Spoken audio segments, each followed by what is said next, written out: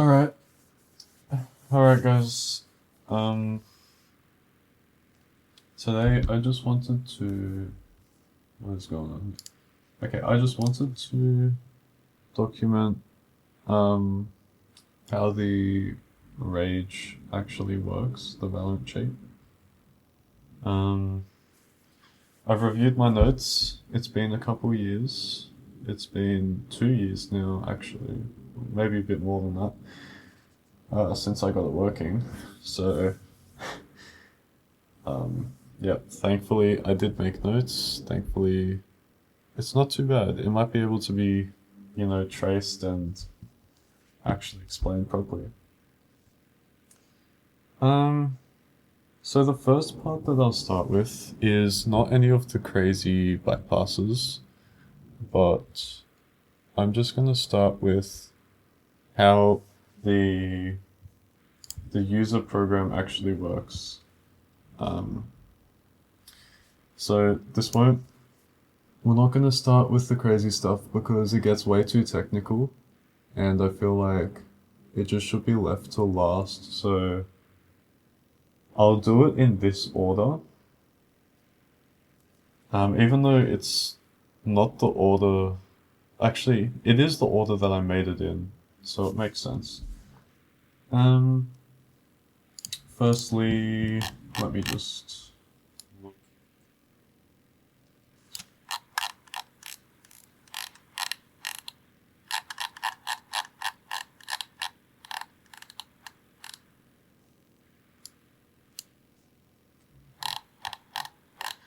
Don't worry about the code if you don't understand it. That's fine. I just need to quickly.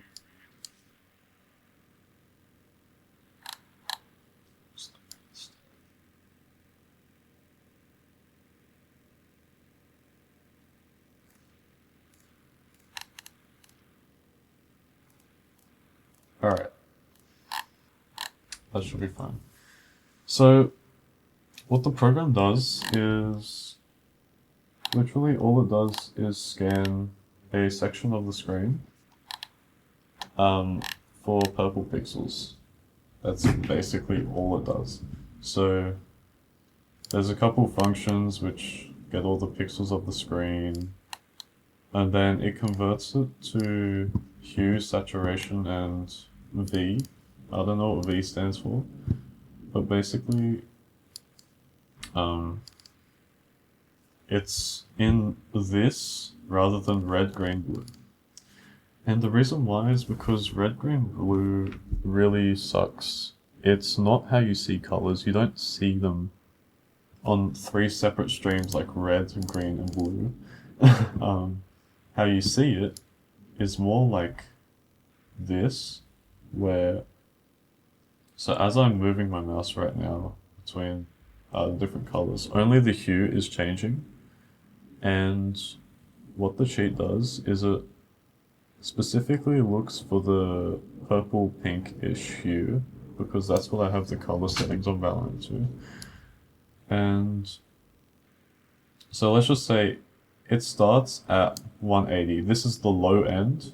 It's kind of bluish, but it's still purple.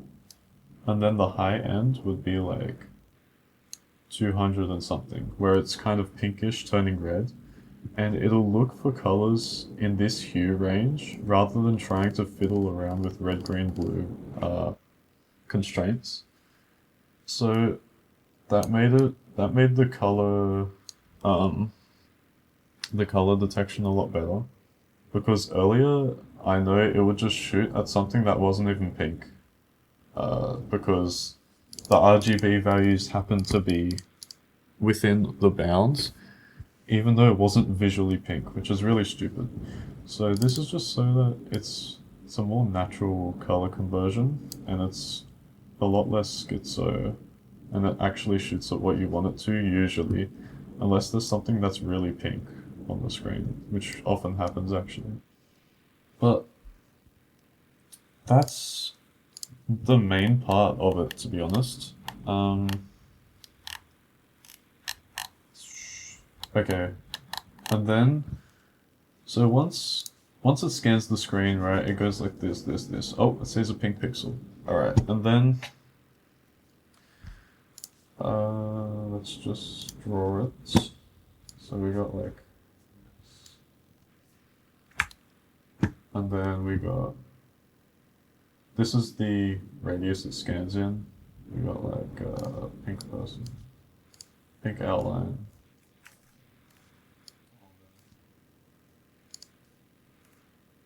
How it works? Oh yeah, I don't know how to use paint.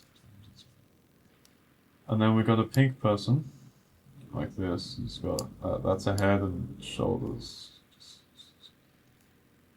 Whatever, bro. It's pink, and then it scans like this. It hits the top pink pixel, and then as soon as it hits the top, okay, back. As soon as it hits the top, it'll just stop there. It doesn't actually care about the rest. It just cares about the top pixel, because that's where the head usually is. So the orange is the crosshair. That's like where the player is actually aiming. Then it'll calculate the difference between this point. So it'll calculate the height. Oh, that's a bit too high. Calculate the height. Let's just say it's 330 pixels. And then it'll calculate the horizontal distance. That's off again, but you know what I mean. Let's just say it's 1 pixel, because it's pretty much bang on. 1 pixel, negative 1 pixel, sorry, because it's going to the left. 30 pixels up. And then, basically, what it will do is,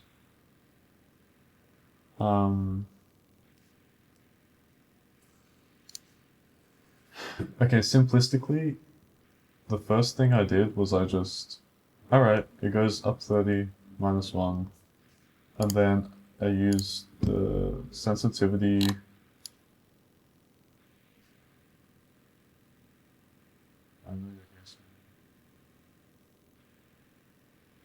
Here it is. The sense scale. So I found this off a random forum. This is how Valorant apparently calculates the sensitivity. I'm not actually sure if this is right, but it has worked, so I'm not complaining. It's probably correct, because it's just been working, so... Basically, this is your sensitivity, you put this in, and then it's to the power of this number times by this. And that's what you need to multiply pixels by in order to actually go where they want. So that was my first thing. I just multiplied it by the sense scale constant, and then I sent it to the driver. And we'll talk about the driver soon, but first I want to talk about the horizontal theta method I would want to use. I mean, I tried to use. But basically, the issue was, let's say I have a really big radius. Just pretend like this is, we can just make it huge. Really big. Really big. Once again, crosshair. And then, and they're like off the side here.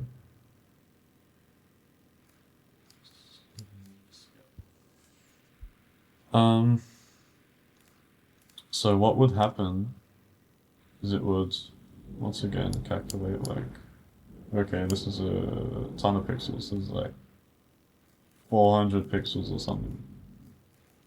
Just pretend like the vertical is. I don't know. And then it would be like, whoa, 400 pixels, that's crazy. Okay, so just move 400 pixels, right? I mean, how's it gonna miss? It's bloody 400 pixels to the left. But the thing is, it's Valorant has three-dimensional, what's it called? It's a fisheye lens. So the edges are actually bigger than what they should be. Like, this is exaggerated, but it actually kind of looks like this.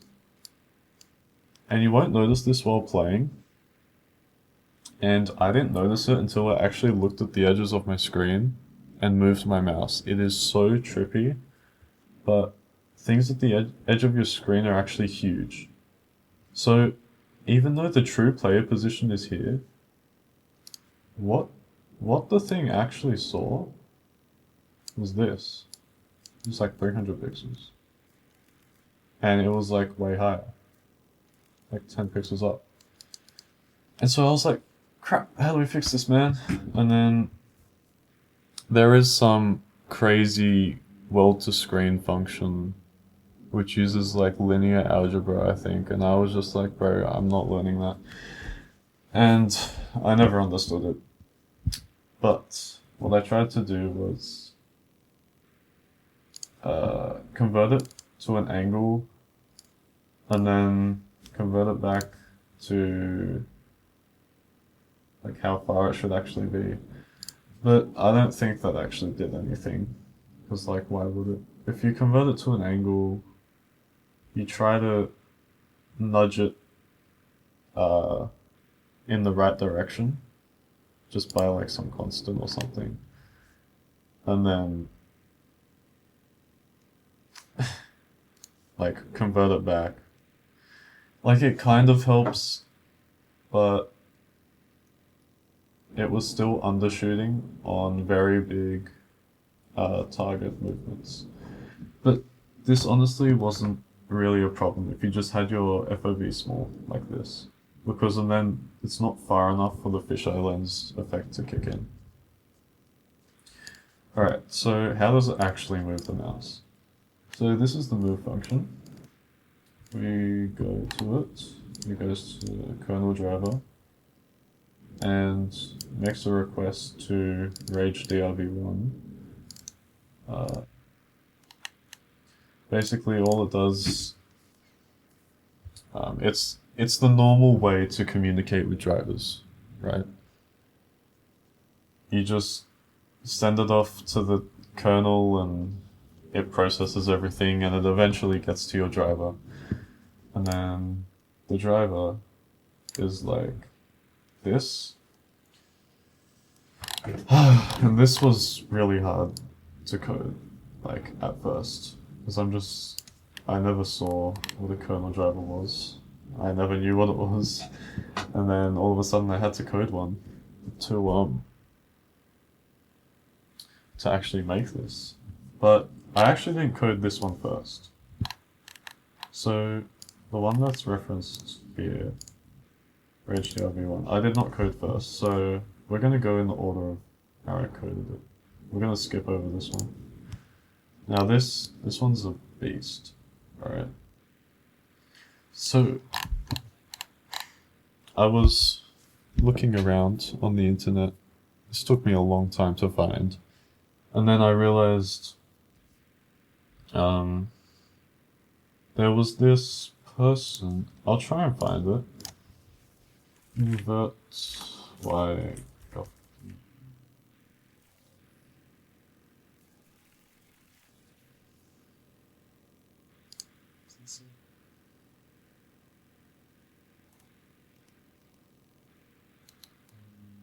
No. Wait. Hold on. This might actually be it. Ah. Okay. It's not it, but there was some GitHub similar to this, and it had a mouse driver that said it could invert the Y axes. So when you went down, the camera went up. When you went up, the camera went down. Who actually wants this? I'm not sure, but I wasn't complaining. It was a way for me to edit the mouse movements. And that's all I needed for this color bot to work, right? I just needed to edit mouse movements, easy. So eventually I got it running, and sure thing, it works. Valorant doesn't block the mouse inputs, because if you do simpler methods like mouse events, and then you try and move the mouse like this, it doesn't work. Obviously, Valorant's smart enough to block the Windows call, or like at least detect it. So yeah, and this one didn't seem to be detected because it's at such a low level. It's at the... Basically, I'm pretty sure your mouse sends the packets to the USB. It then sends it... Oh, I'm not sure. But it gets to this driver pretty fast. Right? So it's not like all the way down the chain, like everything's being processed by the drivers, and you're trying to edit something that Valorant can obviously see. This is like this is quite deep. It's quite a deep hook.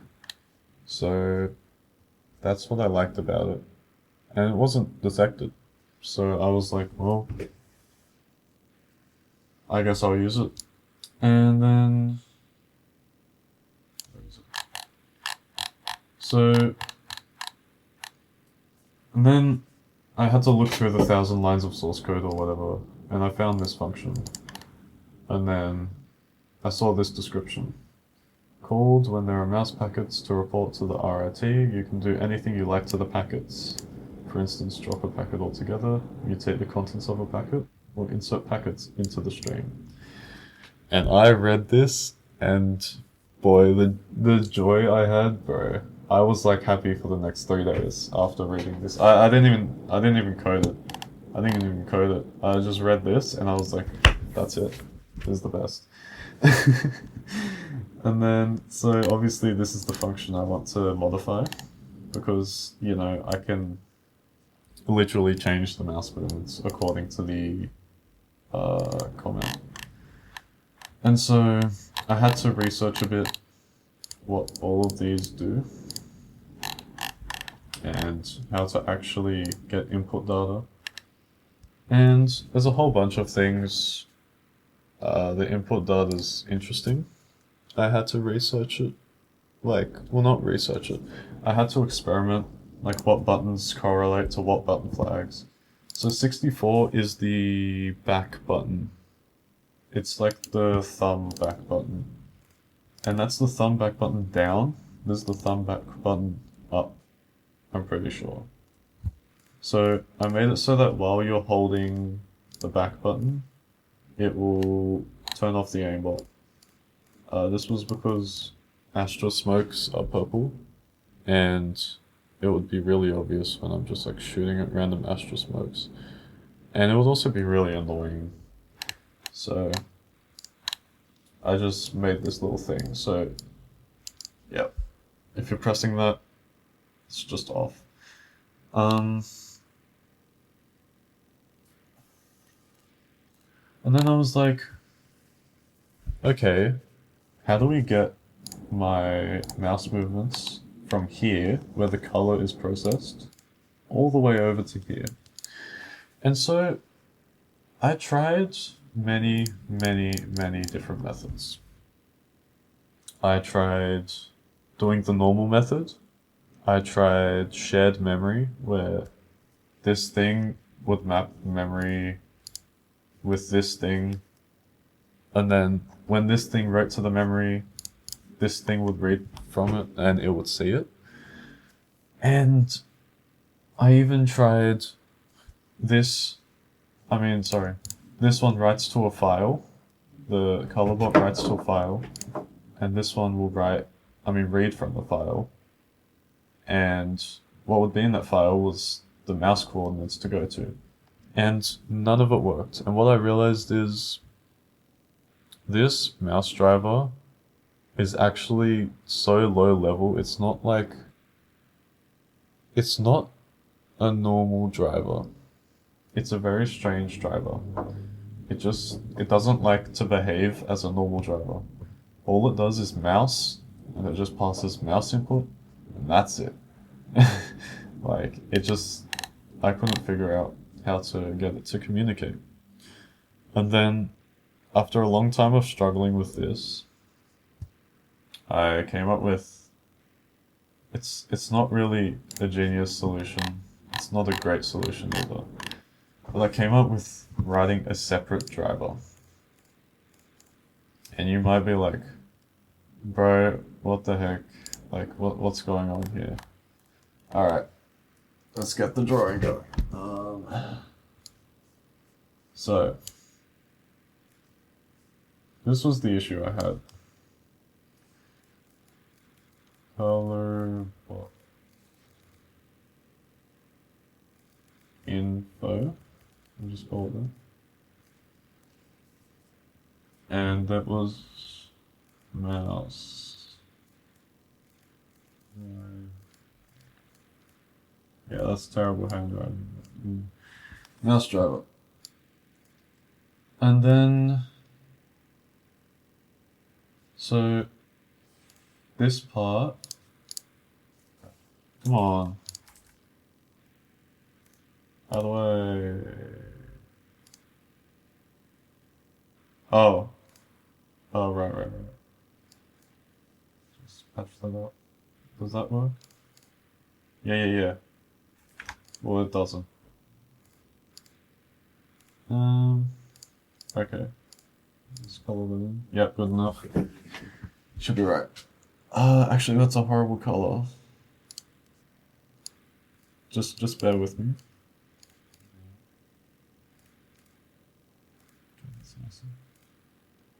So, we got the mouse driver.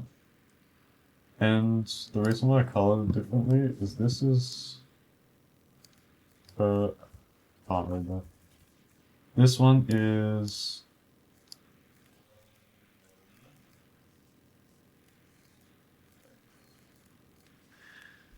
This one is user space. So, kernel memory is very different to user memory in that basically one exe file has its own memory space, its own everything compared to another program running. So this Paint application has a completely different memory to these applications, right? And the reason for that is like just so that they don't screw each other over or like cross with each other.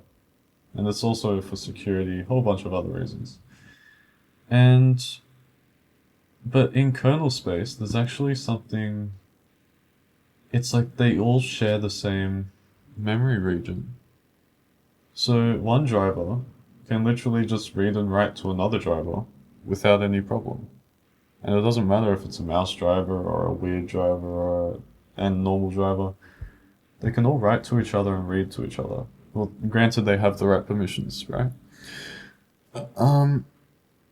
So I was like, yeah, sick as. Why don't we just make another driver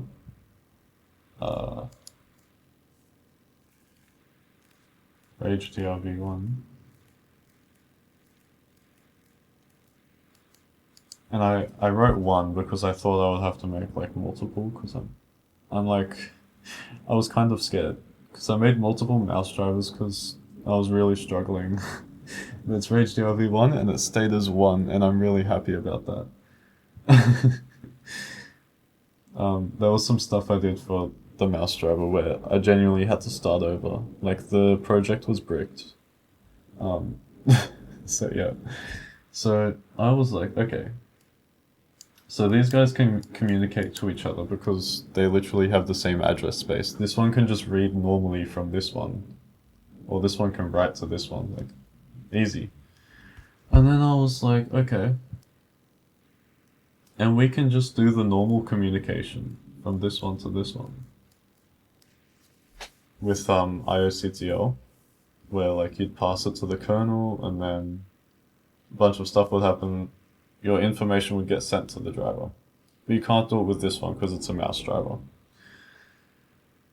And I was like, after I made this, I felt like so smart. I was just like, whoa. It's like, how do I explain it? I don't even know how to explain it. But getting this middleman to like link the two together, that was crazy. And then so how the color bot works, sends it from the, okay, so it detects pink. Alright, detects pink, let's say 30 up -1. And then it tells Rage DRV1, yo, I want to move it 30 up -1, you know, on the, okay, one left, 30 up. And Rage DRV1 would be like, okay, and then do something to get it to the mouse driver. And that something was pretty funny.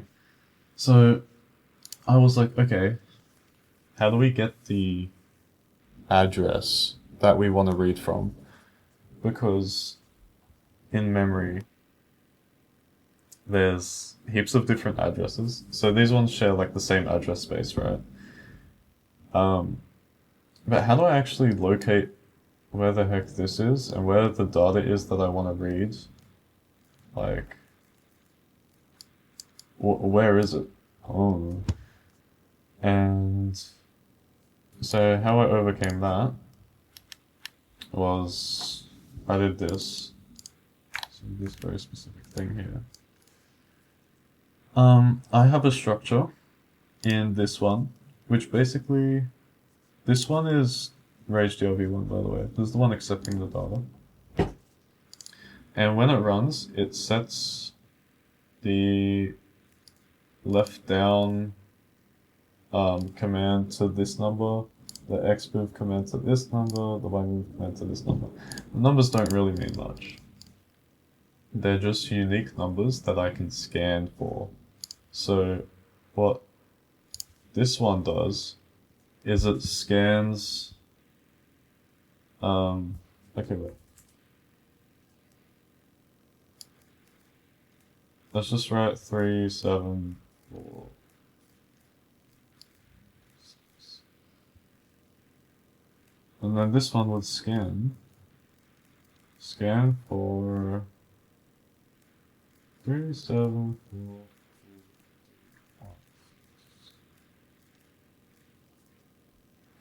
And then once it's found this number in the kernel space address, the kernel address space, then it'll know where data is, because that's it. That's its address. It's like if you had a house which was literally like a gradient from green to purple left to right. No one has that house, right? Except you, because what madman would make their house look like that? And so, let's say this one paints its house green to purple, left to right, gradient, and then the mouse driver would basically be like a person just walking around the neighborhood looking for this house, right? They're told, okay, it's got green to purple, left to right, gradient, painted walls. And so they just walk around the neighborhood until they find it. And once they find it, like, well, that's it. You know, they can communicate now. So that's how it gets the address. And then what? That's basically it. So now when this one calls move, it changes the driver, the data. It changes the data X move and Y move to, let's say 30 and, 30 and 30, let's say, just moving it up like that. And L down wasn't actually used, but it was just something for like a trigger bot, just in case I wanted to make that. And then once it gets set here, every time a mouse packet is sent, so every time you move your mouse even slightly, it will read the data from the driver, and then if it hasn't injected the data yet, so if it's like fresh data, it will change the coordinates of your mouse packet. So let's say you move it left 1, but the purple guy is like up here. Then you move it left 1, it'll just snap up here. It's not gonna input that left 1, it's gonna override it.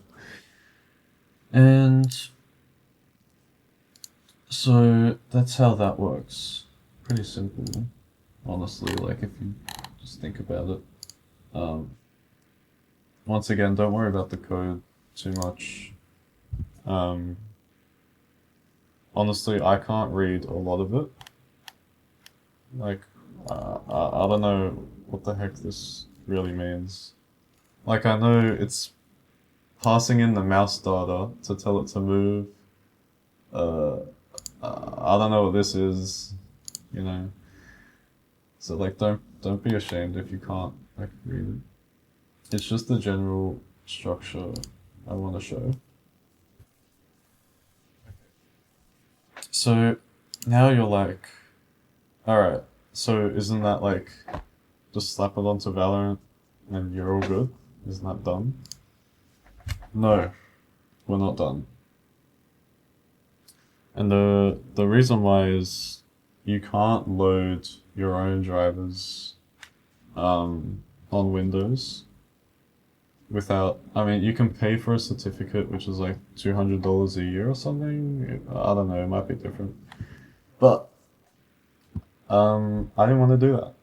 And to be honest, like Valorant can blacklist your certificate and then like you spent 200 for what, you know? And I don't think they would approve of these drivers anyway, since they're very clearly for hooking mouse movement. So, what do? Well, there's this thing called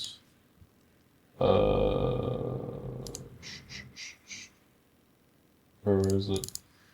Okay, there's this thing called EFI guard, where basically, just open it up. EFI guard. It's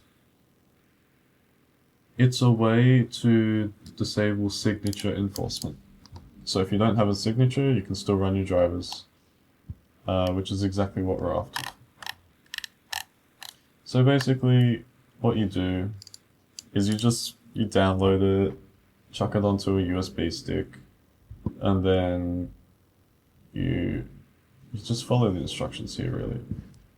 And so you need to reboot every time you want to activate this, or if you want to just leave it so that it always boots to the USB,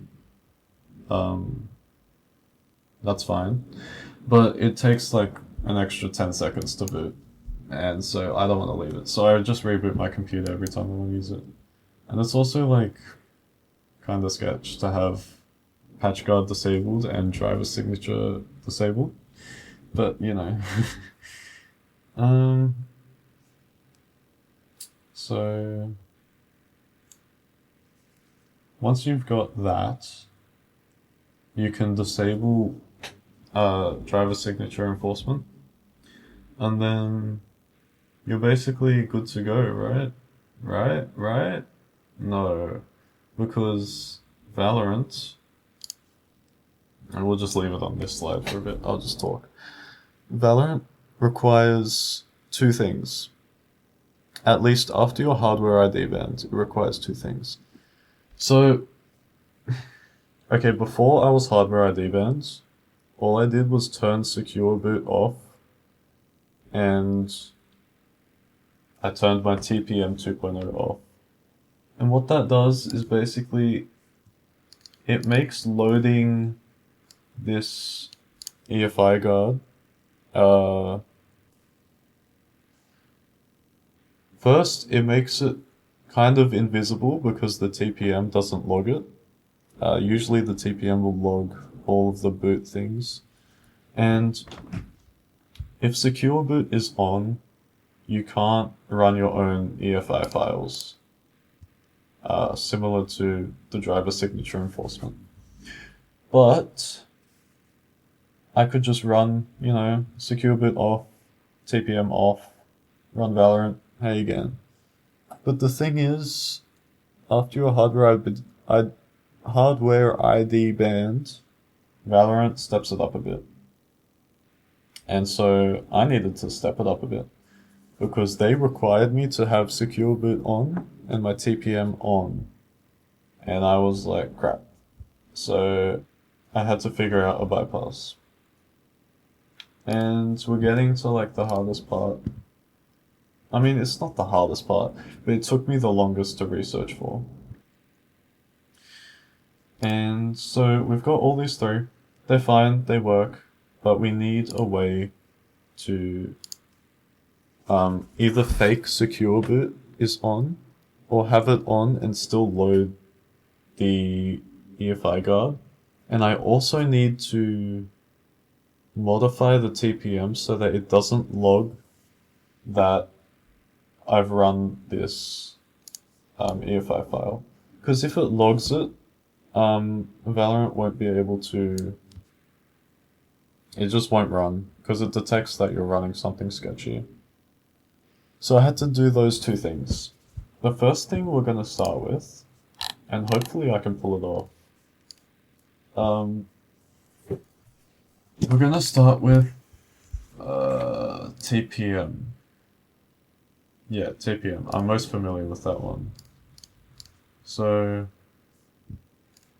we need to actually patch our BIOS for this one. And this is where the setup gets extremely hard. Like, this varies from computer to computer. So what you do, system information, right? And then basically you want to take the, whatever this is, I'll just write it down. Alright.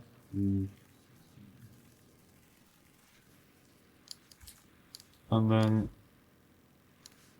you want to search up firmware downloads. And you're going to be downloading the firmware to your BIOS. Now,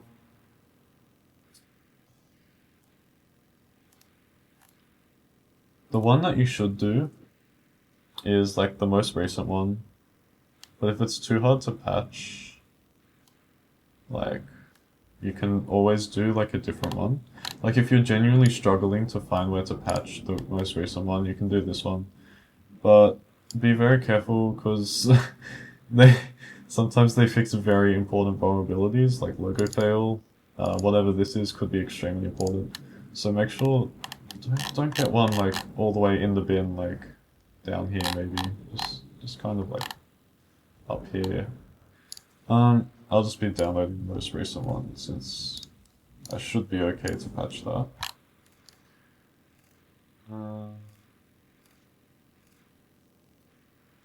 Alright, so now we've got the file. Everyone's is going to look different. It's going to say like maybe .cap, .something, a whole bunch of random text, strings. You can open up this if you want. I don't know. That's all it says. And so now what you're going to need is UEFI tool. Get the latest stable release. Don't get like the bleeding edge or the most recent one. You have to get a pretty old version actually. And where I found this from was this website, GitHub page. We'll be referring to this later.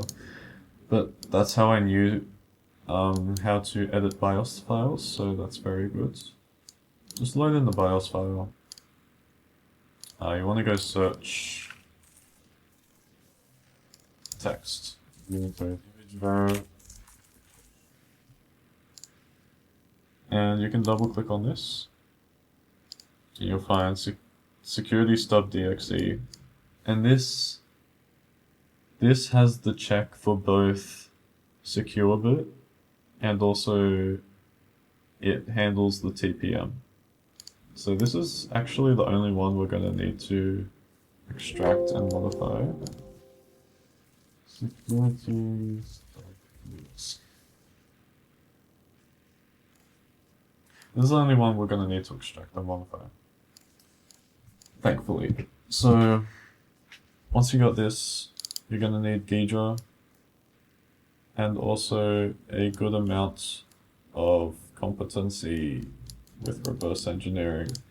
You don't need a lot, but you need to kind of know what you're doing.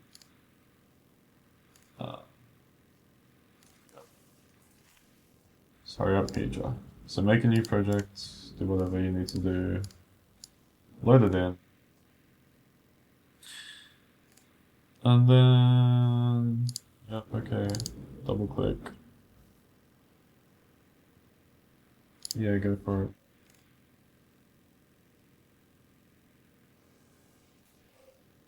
So, you also need to be cautious when doing this because you're patching your BIOS.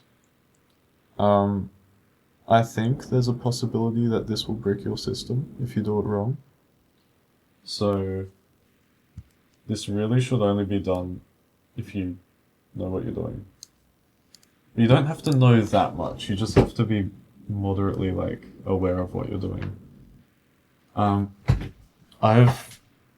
haven't had a bricked computer, but I've never actually... Actually, I have patched it incorrectly a few times, but it just led to my computer, like, not booting properly, and then I just had to flash the firmware back to the default one. So it wasn't too bad. What was I doing? I forgot. Okay. What? Dude. Get my notes out. So...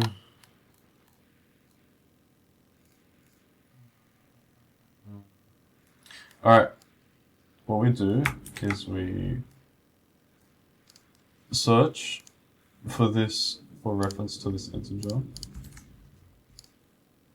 And there's only one, thankfully. Now, I will explain why. Now, I should have probably done that earlier, but you know. Which one?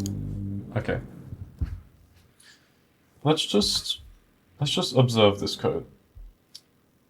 Specifically this bottom part. Now, this says register the security handler to provide TPM measure boot service. Oh, isn't that great? This is what we want to disable because we don't want to measure any boots, any boot services. All right, stop measuring them. So this is what we want to like kill. And so this code, I should have explained this earlier, sorry. This code, EDK2, your BIOS firmware is like loosely based on this. So this function here, your BIOS is going to have a function that's like kind of sort of pretty similar to this. It's going to need to have the same conventions, right? And what you'll notice here is it's pretty hard to search like all this stuff for the C code, but thankfully it has this thing here. And what this is, it's actually an integer. It's doing an OR operation with two different constants. We don't really care. The integer ends up to be 0x 8000004 something, however many zeros. And so if we just search for any references to this integer, we should find where the entire function is. Because, like, it has to use that integer value eventually, right? So, since we can't search, like, just search for the function name, because this is assembly, we don't have function names, and we don't have variable names, we have nothing. So we just search for the integer, which we know is going to be here, and there you go. You have the correct place. And we can verify this by how do we do this? Okay, look. It's passing in two parameters and then jumping. So what that part is down here, it's passing in two parameters. One of them is this, one of them is an integer, which is right. Param2, param1. And then it's jumping to another function, which is this. It's executing this function. And then if we look a bit further up, okay, so a bit further up we should see something that's this. Alright, so we got test rax rax. That's basically saying, is rax 0? Is it null? Null is 0 in C. Is it 0? And if so, skip something, jump over it. And what do we see here? If it's 0, we execute this. If it's not 0, we jump over it. I might have gotten the logic confused a bit, but basically the essence is testing if something's 0, jumping if something... That's this part. And then slightly above it, we have a call. What's that? It's a call to this. Easy. And also, what we're jumping over has a call inside it. Guess what? That's this part. That's the call. And so, you might be like, okay, well, we've definitely found it now, since it resembles the C code. And, okay, well, what do we actually do? So when a function says EFI status, if you return 0, that means EFI success, which means everything went well, it's all chill. So what I did...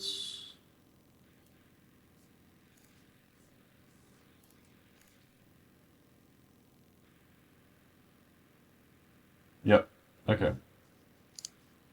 So instead of jumping to the function, which will register the security handler, which is not what we want. We want it to disable the security handler. Instead of that, I literally... So we have to remove this somehow.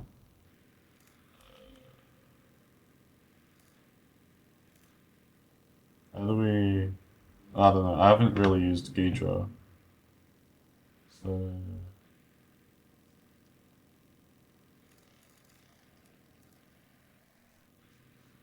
Just give me a second. Just give me a second.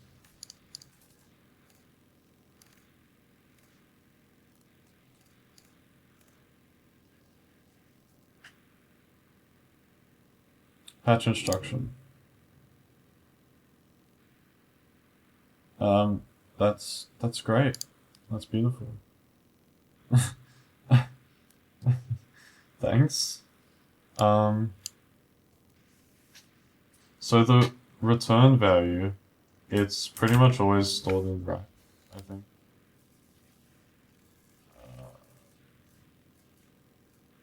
So 8.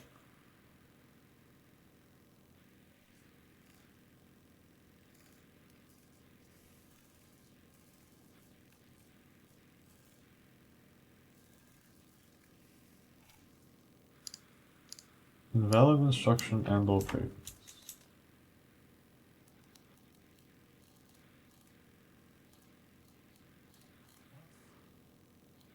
Hey, come on. Zor...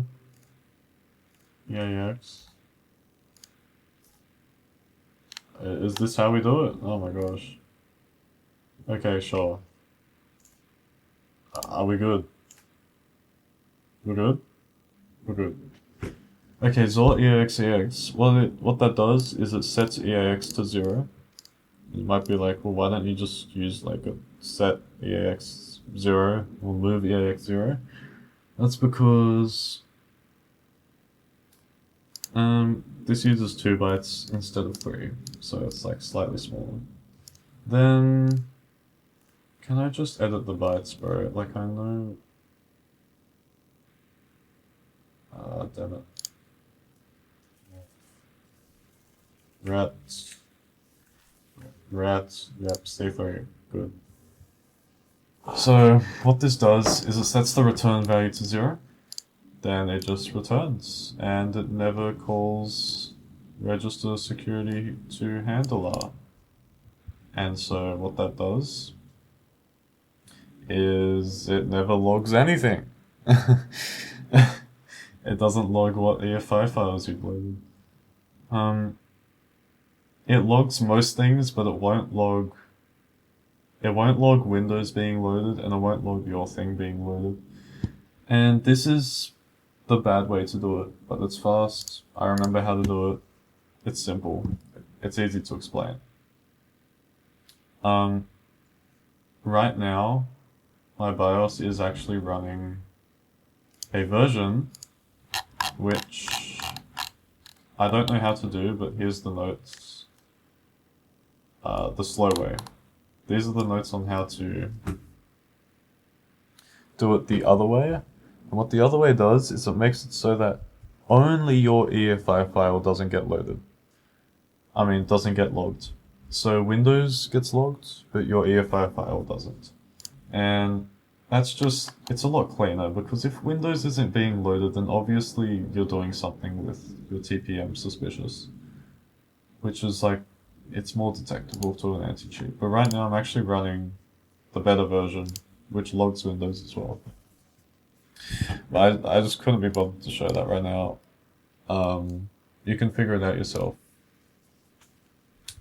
Like, just look at I'm sure you can figure it out from the notes. I'm not bothered to, but no. Now, we have the TPM patched. Like, isn't that amazing? Okay, save. How do we save? Is this save? I press Control S. I don't know if it's saved.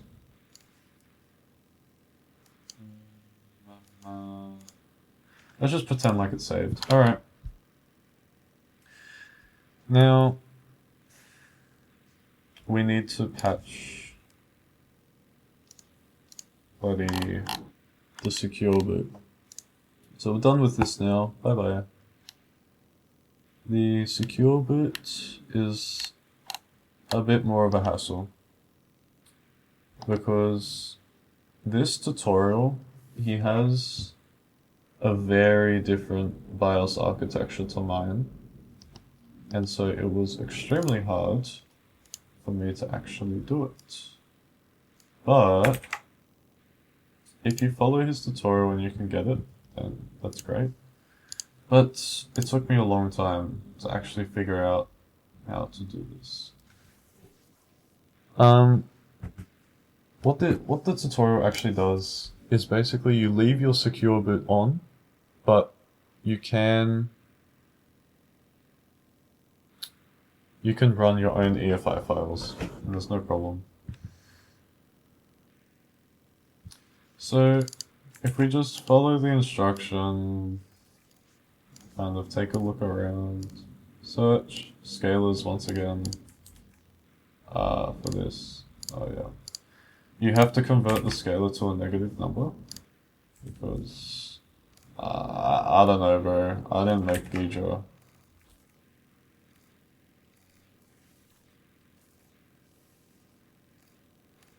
I know. Oh yeah. So you can't actually paste into here, but I have an anti-paste macro, which like manually types out my clipboard. Um, oh, so we're just not working, are we? Yeah. Is that it?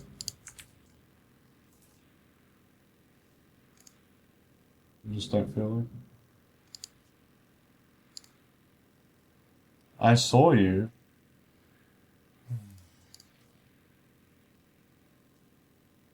Well, that's not very nice, is it? I should have just saved the offset. Oh, I remember how I did it. Okay, search. So you can't do scalars because Ghidra is, not amazing. But you can search memory for the hex value instead of searching for references. You can just search memory for this. Search all. And we end up with 4A. Okay, 4 different things, and they're all negative hex because Ghidra assumes it's negative.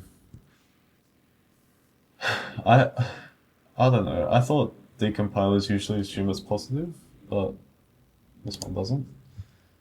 And it's equal to this. It's just the other way. And then, so we also get 4 hits. But as we can see, they all move RBX. And one of his is move RDI.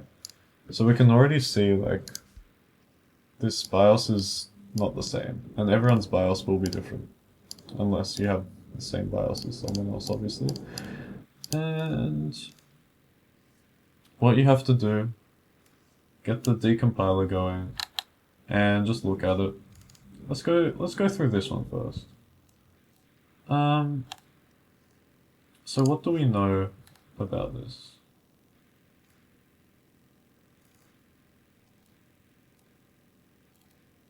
He writes something very important, which...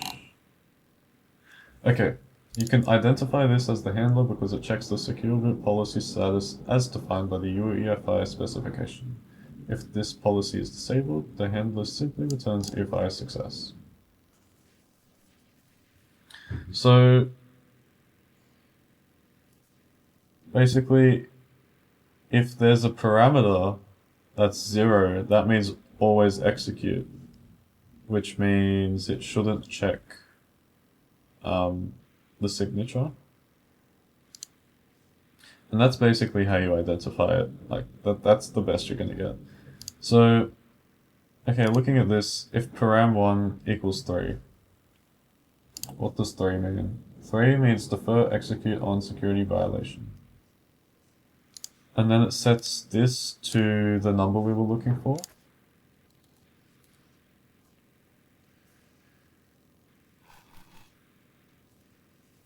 And then sets it to the number we were looking for. What was it saying? Okay. This actually means EFI security violation. So that means you're in the bin, basically. You got blocked. But if 3 means defer execute, then why is it instantly setting it to security violation? Like, that's not right. So this search, this one isn't right. It's not the handler. This one, alright,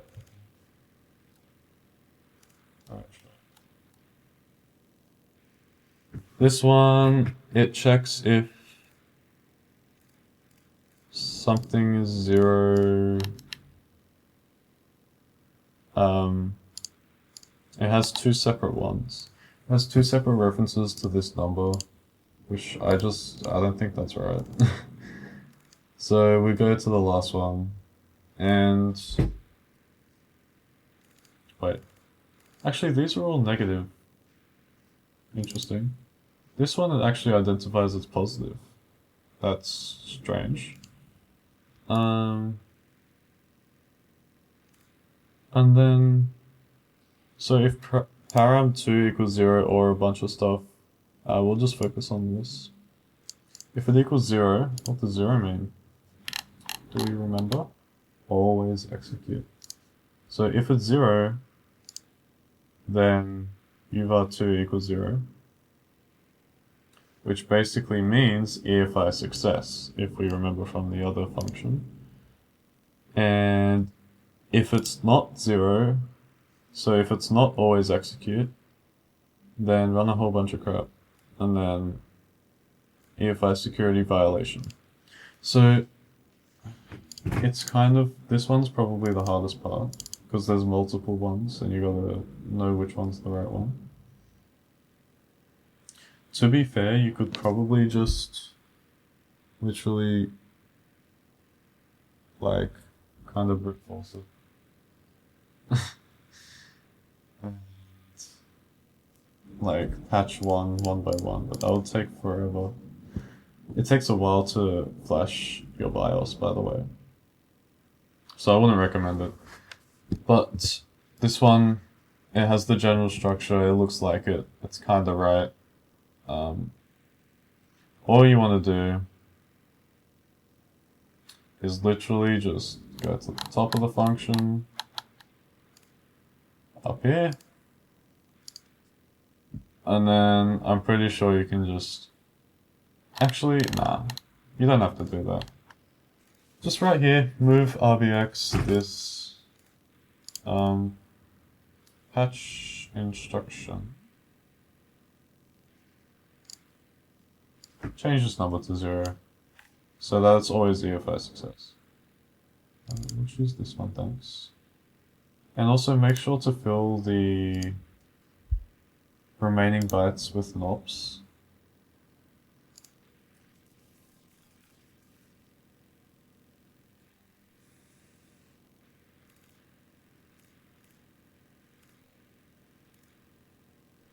Big NOP. Why is that one thing? Ah, because that's what I patched. Alright, fill it with NOPs, because otherwise it'll literally just crash your program. Because you just changed the instruction size. So you gotta keep the instruction size the same. And so, even if it does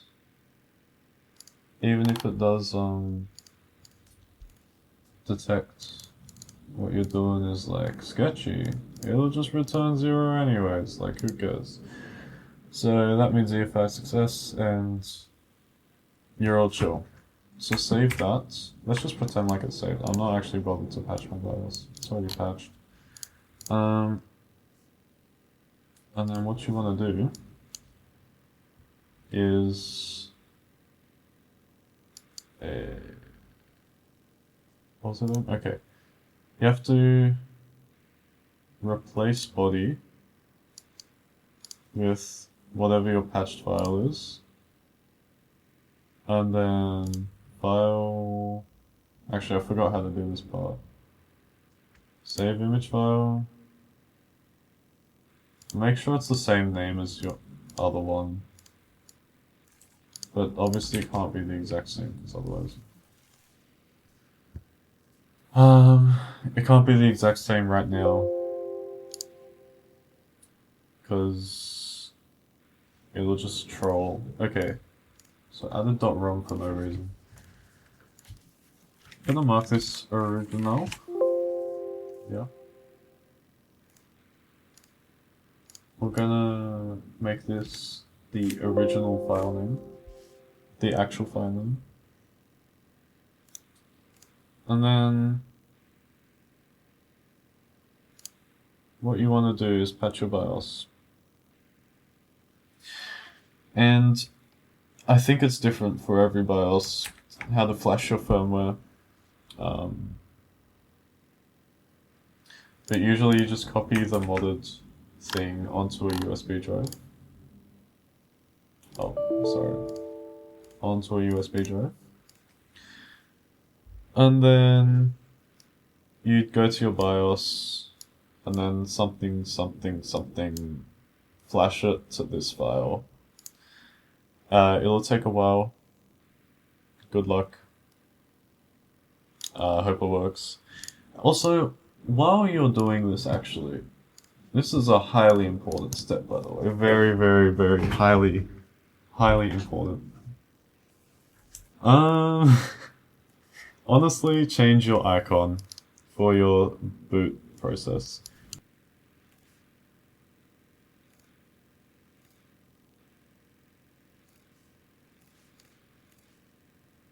Look, I think changing your logo is very good, and it makes like your computer feel like your own, and not like it's owned by whatever your motherboard manufacturer is. I'm like, you can just set it to whatever, bro. Like, it's chill. But I do know some BIOSes don't even have a startup logo, so if it's not there, you can't edit it sometimes, I think. And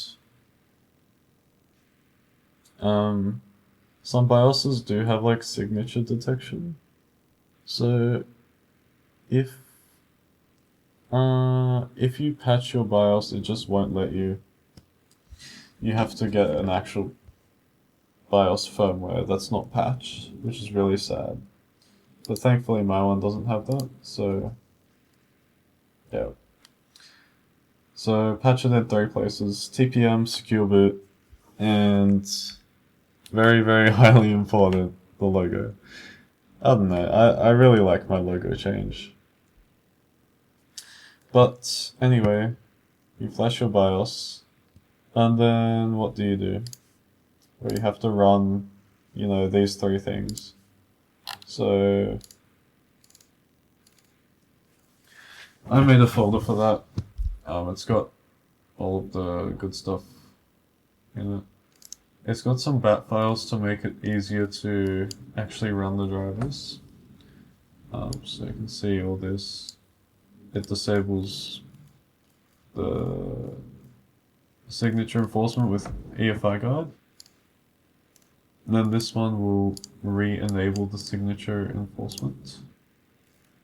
And this one will just quit everything. So I'm just gonna load it up. I've already booted into the mode.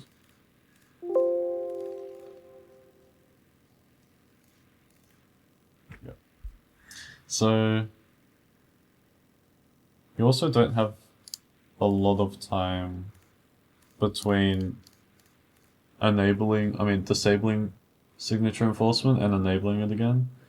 Because I think Vanguard checks like every now and then if signature enforcement's actually on. So when you have it disabled, it can check, and then you just have to reboot your computer and try it again. But basically do this, and then re-enable it. Then you've run Rage DRV1, you've run Firefly. This is Firefly. This is Rage DRV1 is in the bat files. And now you just have to run this one. So I run this. Rage Overload.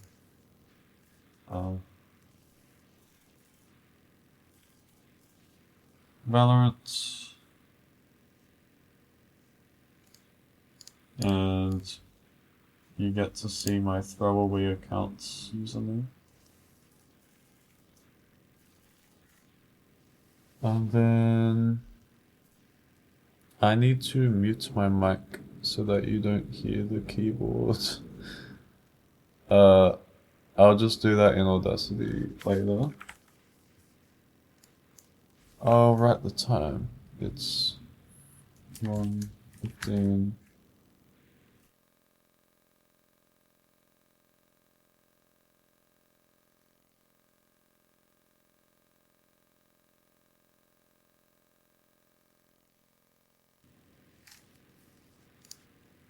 Alright.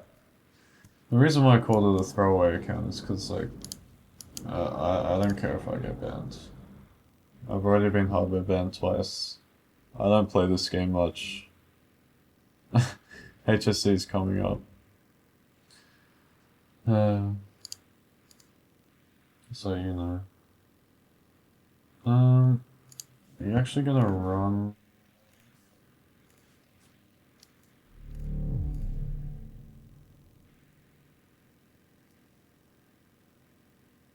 Oh wait, actually it won't run, will it? Oh, actuals? Oh, okay. So this is the point where you saw I was clicking and my mouse was like flicking around. Um,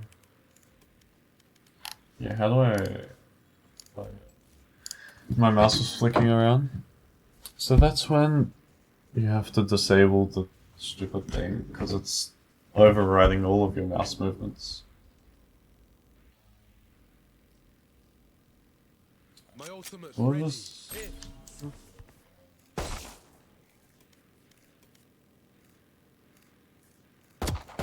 Yeah, it works good enough.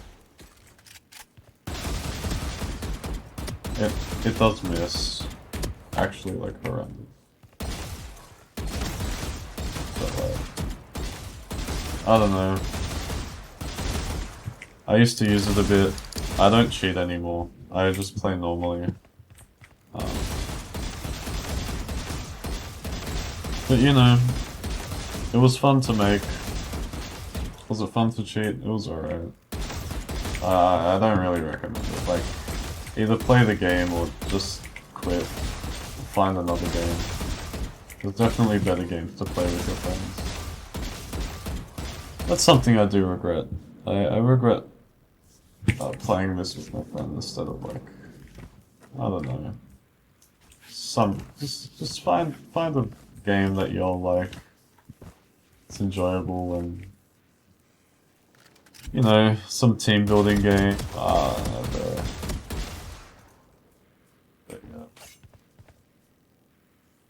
yeah, it works. It works. It's just to show that like I'm not absolutely full of it, and it misses.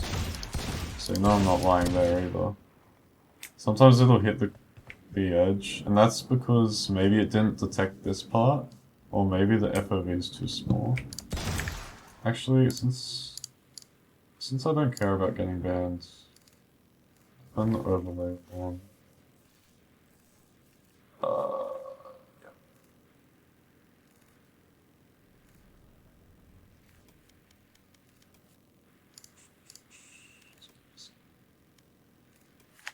Alright, so now we got the overlay. Now you can actually see like where it can see, and where it can't.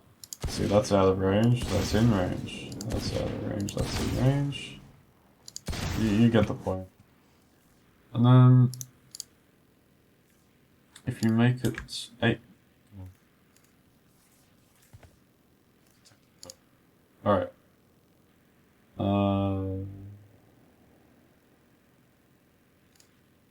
You make the FOV a lot bigger.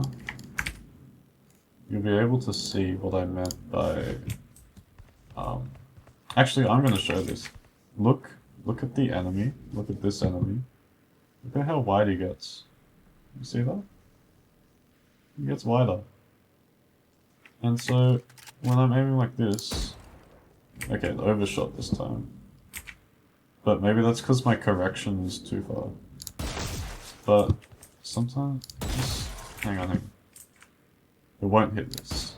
Yeah. It's just not hitting. Sometimes it will hit, like... But the fisheye is something I really tried to combat. But... I just never could. And now that I'm probably smart enough to research how to do it, I don't really care about cheating. So... Yeah, it never happened. And, I hope Riot somehow finds a way to fix this. Because I was like, how old was I? I think I was 14 at the time. So having some random 14-year-old like making his own cheats for you know, a game that apparently has the best anti-cheat, that's pretty sad. it did take me a while, but in the end, it's definitely possible, and it definitely needs fixing slash patching. And when I was first using it, I went 8 months undetected. Then I got banned. I got account banned 3 times, like pretty quickly. It was like within a 2 month period, I got banned 3 times on different accounts. And after you get banned 3 times for cheating, you get hardware banned. Then after you get hardware banned, you have a 4 month period where you can't play the game, you can't make new accounts on your hardware. And then after that, you're unbanned. And then you can make another account. If that account gets banned, you get hardware banned again for 4 months.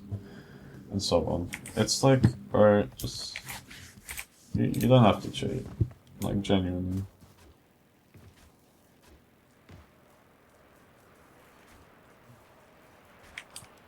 It's time for... I think it's time for story time. It's always time for story time. But... basically, the first time I got banned, hardware. So this was my... I've already gotten banned on 2 accounts. With my third one, I was actually a little bit more careful. And I wasn't like cranking up the settings. And I wasn't like fully 40 bombing every game. But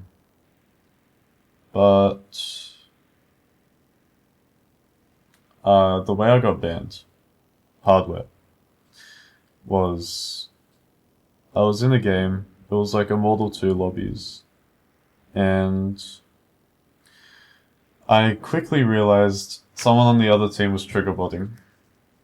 Like the millisecond that I went around the corner, he would shoot me. So I'd go around the corner like this, and he would be like there, and I'd be dead. He would be there, I'd be dead.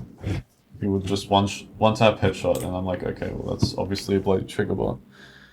And so I was like, you know what, let's go back to the old days when I used to use the crazy settings. And so I used it on him, and he got really pissed.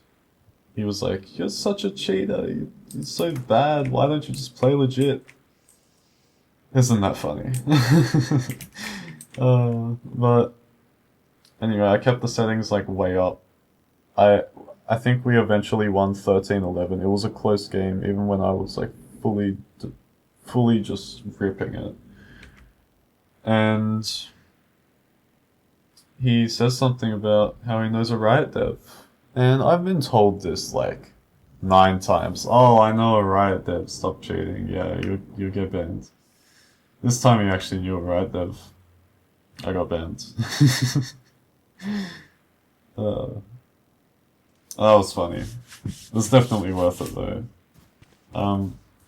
Also for context, the reason why he had a trigger bot and nothing else is because Valorant, I don't know why, but they don't block simulated click inputs. So if you remember like all the way back to the start where I did like mouse events, you can send click inputs with this. So you can make a trigger bot with mouse event without any drivers, without any BIOS, without any crazy stuff. You can just make a trigger bot, and that's what I did earlier. So they're so easy to make. Dude, I don't know why Valorant allows it. It's just... I don't know. Maybe they fixed it, because that was like 2 years ago. But... yeah.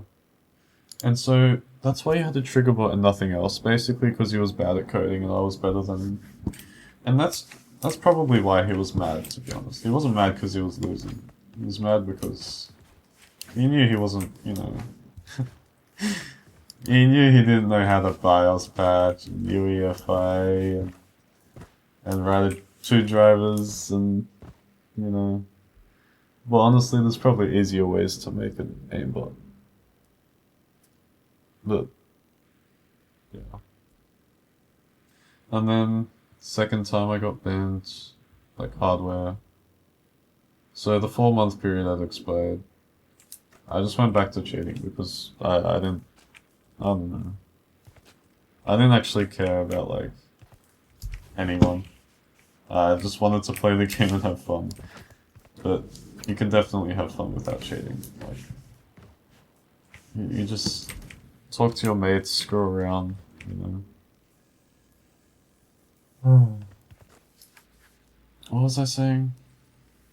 Second time I got banned. 4-month period, yeah, I went back to cheating because I just didn't care. And I was using it a lot.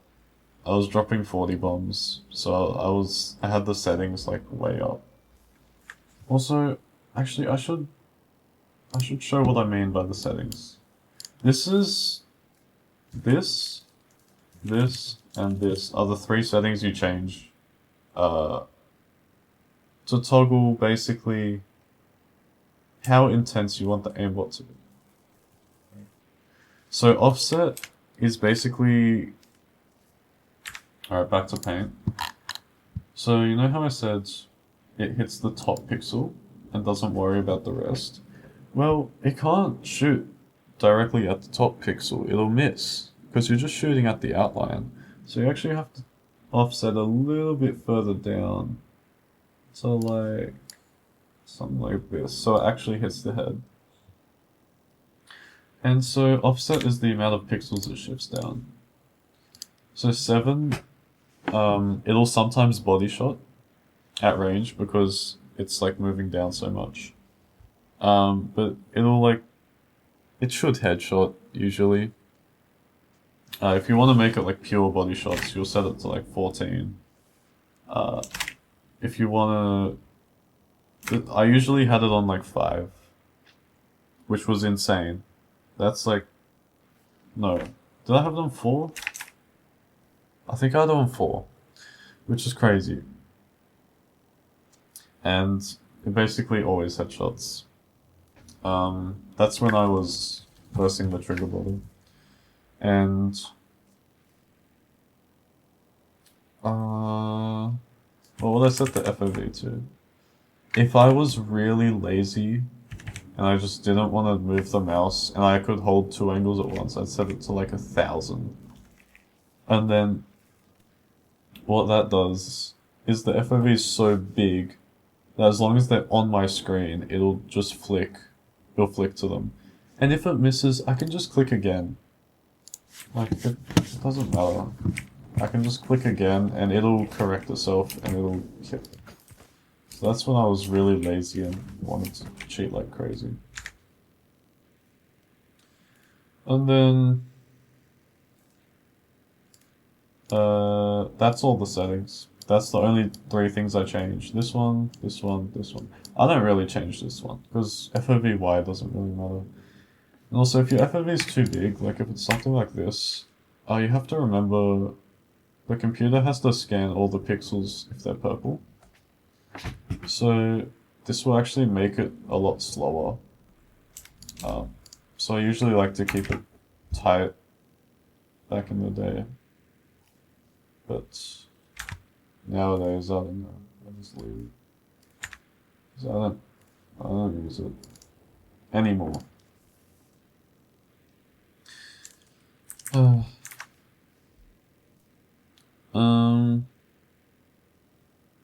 That's the settings. Do I have any more stories? I feel like there's a story up my sleeve. Oh yeah, when I was patching BIOS, I was like kind of scared because this was like the first or second time I did it. And I got my mate Anthony. He doesn't know too much about coding, but honestly, okay, just listen. I was like, I was on the secure boot. I can't open Ghidra, I don't think, because Valorant doesn't like it. But basically, I was on the part where there's 4 different references to a number, and you have to pick which one is, you know, the correct reference to patch. And so I wasn't too good at reverse engineering at the time. I was pretty shocking. But what I did is I was just like, yo bro, pick a number 0 to 3, I think. And then he picked some number. Or was it that? Or was it... Okay, I don't think I asked him for a number. I think I culled out 2 of the references myself. So I was like, okay, it can't be these. Then I was like, alright, is it this one or the other one? And he said like the other one or something. And then I picked the other one and I was just like, alright, let's patch it. And I did it and it worked first try. You know? And he's done that a few times in the past. Where I just ask him, yo, is it this or this? Or even this? And then he'd just pick the correct option. I just... I would just trust him and try it, right? And then it just works. It's like, I don't know. He's a lucky man. He's a lucky man. But, so I haven't asked him for advice recently because I haven't been coding anything difficult enough to actually get me stuck like that. But you know, next time I get stuck, I have a little hint on where to go. I can just ask him. He'll just tell me.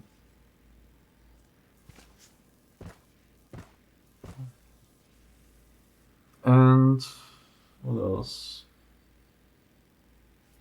Is there any more stories? I don't know. Oh yeah. While I was hardware banned, the first time I was hardware banned, I tried to make a hypervisor hook so that I could make an ESP, but I realized just like I was halfway through it, and then I realized, damn, there's so many detection vectors the way I'm doing it. Like, Valorant's just gonna see it. So I was just like, man. It was it was similar to Voyager, but I wanted to inline hook everything. So that it didn't allocate memory. And like, it's an alright idea, but dude, it's just like, bro, the anti-cheat can probably see it. And not only that, I don't think it was possible to inline hook everything without allocating extra memory. Because I needed memory for something. I hit a wall and I was like, damn, this whole thing's not gonna work. And now it's like, well, so what? But I learnt a lot about hypervisors doing that research. And I don't know. I don't regret too much of it, because I did learn a lot.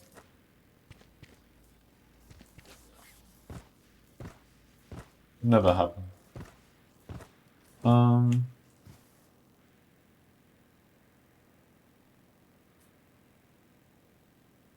What else? Oh yeah, this cheat was never sold. It was given to one person. And he doesn't play the game much. We had some fun together for a bit, but he didn't play the game much. I don't remember if he got banned or not. He might have. There's a chance. I don't know. I have to ask. But yeah, it was only given to one person because of how hard it is to set up and how dangerous it is, because patching BIOS. And yeah, apart from that, it just wasn't really shit. Everyone was asking me for it, like, yo, can you give me the hacks, man? Can you hook me up with the hacks? And I was like, nah, man, I ain't going through your BIOS. That's crazy, man. As soon as I told them it could brick their computer, They would like back off a bit, but you know. They just want the cheats. I thought I had the cheats on, which is why I was shooting at nothing. I think that's all. It's 10 o'clock. Is that all for tonight? Anything else? I gotta explain. I think we're good. I think so. Alright, well, I hope if you watched it, you learnt something. I hope it's been moderately interesting. And I hope I did an alright job at explaining things. And I hope future me, if I watch this video, can like... I can understand it and like actually recall the memories that I've had through this like explanation. That's honestly like the main reason why I did it. Just to get all my memory of this out. Because I know I'm gonna forget it soon. If I stop thinking about it, I'll just forget. And I think it's good to... I don't know. I use this channel as like a... like documentation. Or like a journal. Kind of just like, yeah, I used to do this. Yeah, I did this. Yeah, this happened. And like, why not share it, right? It's like, if someone wants to watch it, someone thinks it's entertaining, like, why not? But if you know a Riot dev, I don't know if they care too much about this, to be honest, but if you know someone like, especially in the anti-cheat sector, maybe tell them to patch EFI guard. I don't know how to do it. It's like I'm not smart enough, but it's a public tool, and it works if you patch your BIOS, and it's a little bit overpowered. It's a little bit overpowered. Just... I don't know, man. Maybe you can hook the... Maybe you can check for the environment variable hook, which EFI guard uses. But, yeah, I'm not the best at anti-cheat. But I'm alright at cheat. Just remove the anti and I'm alright. But yeah, I'd like to see this patched. What else?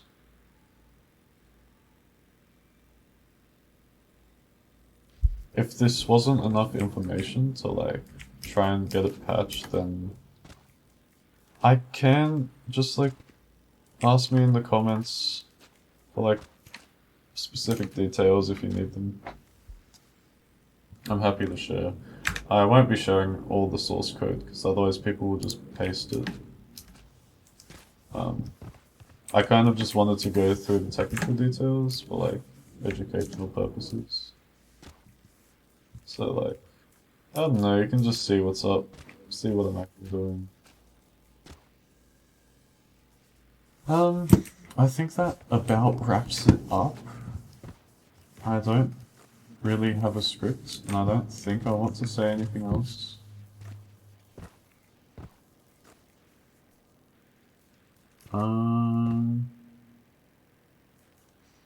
Yeah, I think that's it. But honestly, loading up the game and going to the test range just to snap to bots, it's really nostalgic. Like, I would literally just sit here snapping to bots for ages and ages and ages, trying to tweak like the performance of it, trying to just do stuff to get it to flick onto them properly. It was a big part of my life, you know? I was working on it like 3-4 hours a day, I think. Something crazy. Yeah.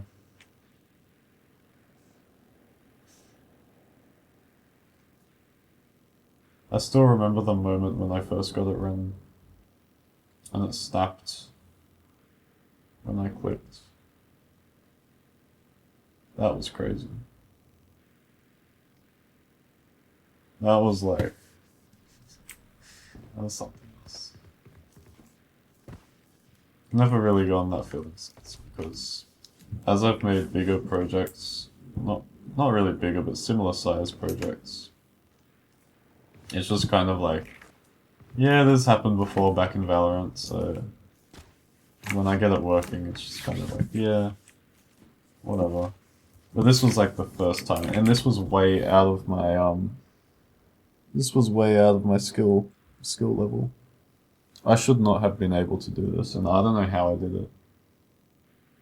But oh yeah, one last story. I was I was looking through back all of my coding files, back on my just all of the stuff that I have, and I just wanted to see like the progression I made, right? And so the progression in C++ syntax, because I've developed this style, which is a very simple C like C++ kind of deal. And I was like, damn, where did this actually come from? So I was looking back. I looked back at my old C++. It sucked. It was just horrid. Like I almost throw up looking at it, to be honest. But it got slightly better. It got slightly better. It was alright, but and then there seemed to be this gap in time between a project I had made, which had pretty bad looking C++, and it was just not well coded at all. It was pretty brute force coded. It was hacky, and so I look at that project, and then in date order, this is the next project, the Colorbot. And then I was like, what? The improvement is insane. It's wild. Like, the code here is. You don't know that the same person that wrote this is the same person that wrote, like, the other junk. Although it is a bit stupid. Like, some of the parts here are ugly, I will admit. But I was just like, damn, I made this whole big thing. This is like 2,000 lines in total, bro. This is huge. Like, for my level, I was only writing like 200 line projects at the time. 2,000? That's crazy. And then I think I think I remember what happened. At first I was like I kept that terrible style of C++ that I was using and like the brute force coding and all the rest of it. Like all the beginner problems, right? But then as I coded this, since it was such a big project, I needed to make it maintainable and I needed to make it look clean and I needed to make it like actually good, right? And so that forced me to get much better coding habits. And so I edited it and edited it and edited it. And so that's why there's this huge gap in skill between my last project before this and then this one.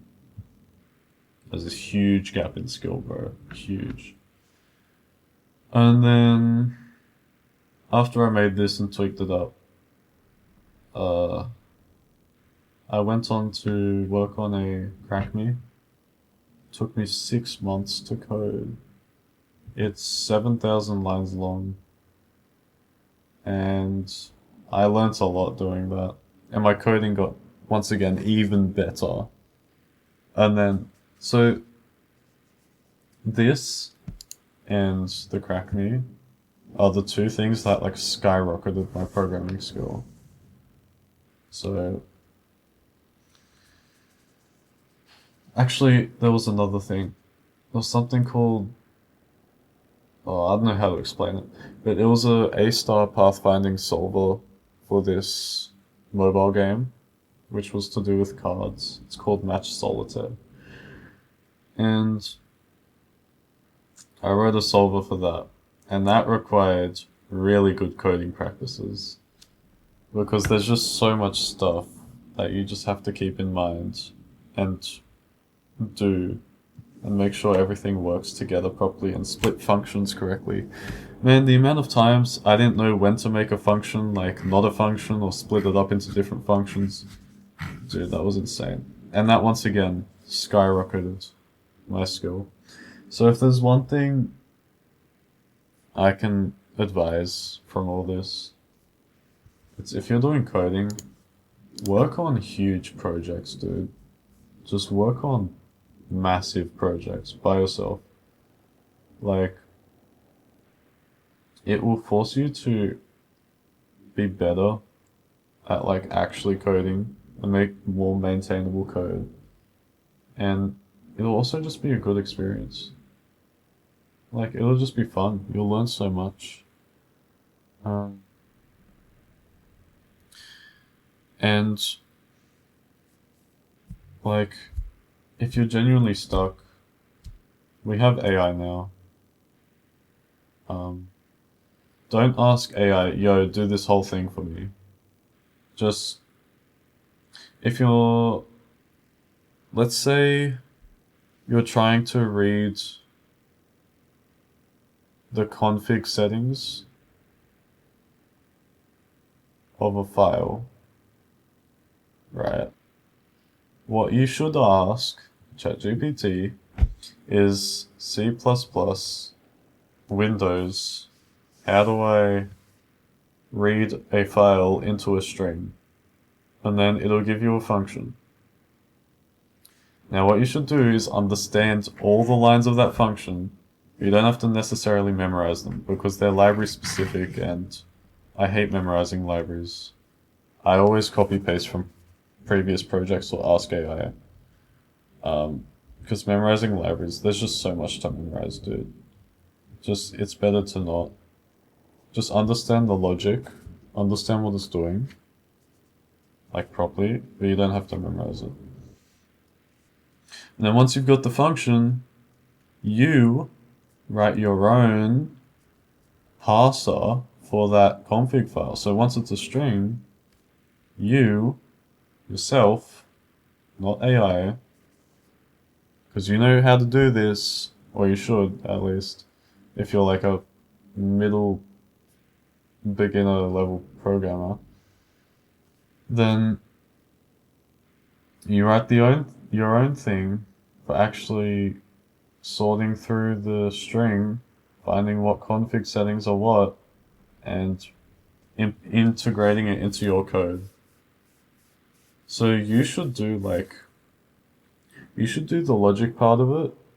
Chat should do any part that you either haven't learnt or haven't memorized. And that's my rule. And that's how you learn. Because if you just vibe code genuinely the entire project, you're not going to learn anything. You need to ask it about new things, and then once you learn it, unless it's my library specific and you need to memorize it, once you learn something, do it yourself. Like, the next time you need to do it yourself. Integrate it yourself. Do the whole thing yourself. And, okay. That's just my advice for programming. And I think that wraps it up. It's pretty late. I have to edit this video later because I stuffed up a few things. I have to edit almost 2 hours of footage. Okay. Well, it'll be worth it because once again, I want to archive this, and if someone really wants to watch it, then that would be nice, I guess. Like, good on them. They're learning stuff. But yeah. So, I guess see you guys next time. I know I haven't uploaded in a while, but like, what is there to upload? I've just been studying mostly, hanging out with friends. I haven't been like laughing too hard. Yeah. I'll see you guys in the next one. Actually, I'll show you how to disable it. Okay, you have to first update this driver back to the normal one, and then run this. And if you do it the other way around, your computer will blue screen, and that's happened to me many times. Because this is still... Hang on. Yeah. Okay, the mouse driver's still running. It's trying to read from this, but this gets turned off when you run this one. So it's trying to read from something that doesn't even exist anymore. And this is trying to pass info to something that doesn't exist, so they both get screwed. It crashes. Yeah. Alright. See you in the next one.